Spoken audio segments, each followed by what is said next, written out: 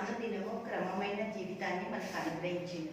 దేవుని క్రమము ఎంత చక్కటిదంటే ఆ క్రమంలో మనం నడిచినప్పుడు, ఆయన క్రమంలో మనం ఉన్నప్పుడు, ఆయన క్రమము మన జీవితాలకి ఒక ఆశీర్వాదం, ఒక మార్గం, ఒక అద్భుతం కదా. దేవుడికి మహిమ కలుగును గాక. హల్లెలూయా.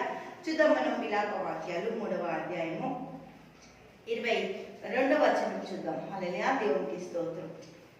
యెహోవా కృపగలవాడు, ఆయన వాత్సల్యత ఎడతెగక నిలిచినది గనుక మనము నిర్మూలము కాకున్న వారము. అనుదినము నూతనముగా ఆయనకు వాత్సల్యత పుట్టుచున్నది. నీవు ఎంతైనా నమ్మదగిన దేవుడు.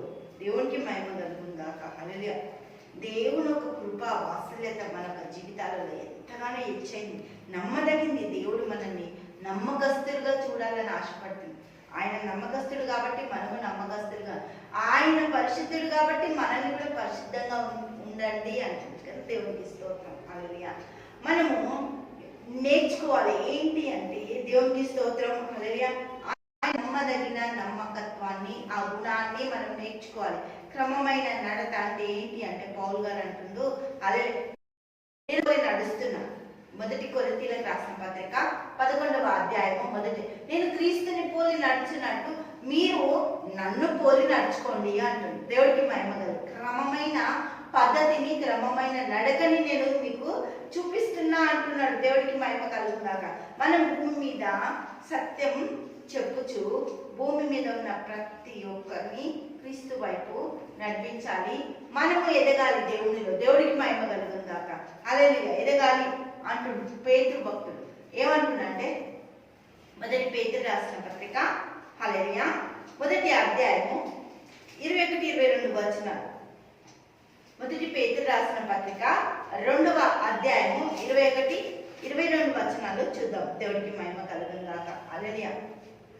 క్రీస్తు కూడా మీ కొరకు బాధపడి మీరు, హల్లెలూయా, అడుగు జాడలందు నడుచుకున్నట్టు మీకు మాదిరిని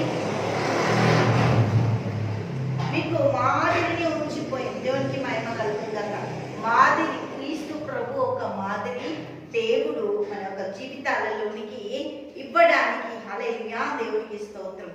ఆయన ఏదైతే చేస్తున్నాడో మన కొరకు, హల్లెలూయా, ఆయన పాపము చెయ్యని పవిత్రుడు, శాపము ఎరుగని శాపగ్రహి. నా శాపాలు తీసుకున్నాడు. నీలాగా నాలాగా మానవుడిగా వచ్చి క్రమమైన పద్ధతిని, క్రీస్తు పద్ధతిని, దేవుని నడవడికని యోషువ అంటూ వీళ్ళకి, హల్లెలూయా, ఎందుకు ఇంత భయంకరమైన వచ్చిందంటే, దేవుని ధర్మము వాళ్ళకి తెలియదు, దేవుని ఆరాధించే పద్ధతి వాళ్ళకి తెలియదు.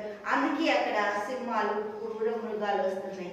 ఎందుకంటే సరి అయిన పద్ధతిలో వాళ్ళు దేవుణ్ణి ఆరాధించట్లేదు. క్రమమైన జీవించాలి అని పేతురు భక్తుడు, పౌలు భక్తుడు, క్రీస్తు ప్రభు మనకు చూపిస్తున్నాడు. దేవుడికి మహిమ కలుగుగాక. హల్లెలూయా.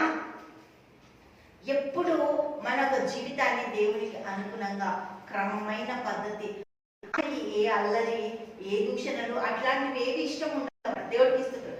మన జీవితాన్ని సక్రమంగా దేవుడితో ప్రవర్తన కలిగి దేవుని ఆధీనంలో ప్రతి వాడిని కూడా పొందుకోవడానికి పౌలు భక్తులు చెప్పిన మాటలతో ఆయనని మాదిరిగా పెట్టుకొని మనం ఇంకా ముందుకు నడిచినప్పుడు దేవుడు అద్భుతకరమైన కార్యాలు చేయడానికి ఎంతగానో ఇష్టపడుతుంది. దేవుడికి మహిమ కలుగును గాక.